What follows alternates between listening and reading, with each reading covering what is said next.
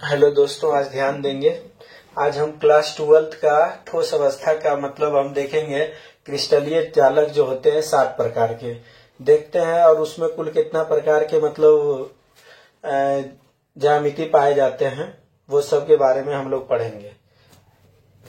देखिएगा, क्रिस्टलीय ठोस जो होते हैं 7 प्रकार के होते हैं। पहला है घनीय, देख रहे हैं ना। फिर दूसरा है द्विसमलवाच, फिर है तीसरा विषम समलवाच, और चौथा है त्रिसमलवाच, पांचवा है षष्ठकोणीय, छठा है एकंताच, और सातवां जो जालक है इसका जालक फिर देखेंगे भुजा कौन है, कोण क्या है और प्रकार क्या है। जैसे पहला है घनीय। घनीय का जो लंबाई, चौड़ाई और ऊंचाई जो कह सकते हैं, देखो यहाँ पर बना हुआ है, वो सब बराबर होता है। इसलिए अल्फा बीटा गामा जो कोण बनेगा वो 90 डिग्री का बनेगा। और इसमें कुल 3 प्रकार के जो है एकक कोष्ठिका आएगा। पहला है एससीसी, दूसरा बीसीसी, फिर एफसीसी। फिर देखो द्विसमलवाच का जो है लंबाई और चौड़ाई बराबर रहेगा लेकिन ऊंचाई बराबर नहीं रहेगा।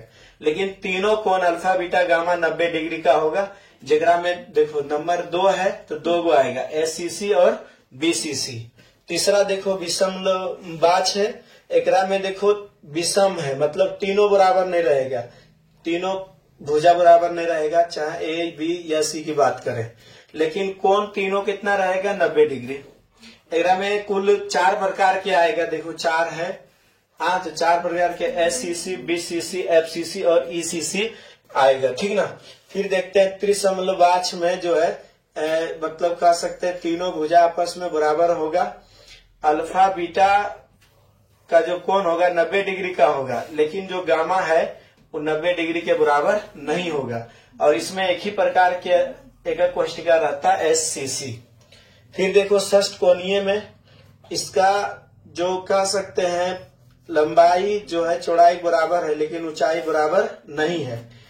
यहाँ पर देखो अल्फा और बीटा गामा 90 डिग्री होगा, और मतलब अल्फा बीटा 90 और गामा 120 डिग्री। एकरा में 2 गो आएगा, एससीसी और बीसीसी।